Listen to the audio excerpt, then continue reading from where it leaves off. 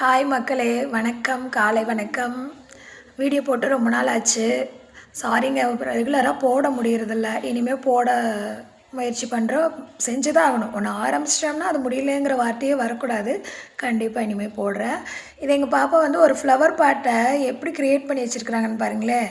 இந்த பிளாக் கலரில் வச்சுருக்காங்கல்ல, இது என்னென்னு அப்புறமா சொல்கிறேன், சரிங்களா?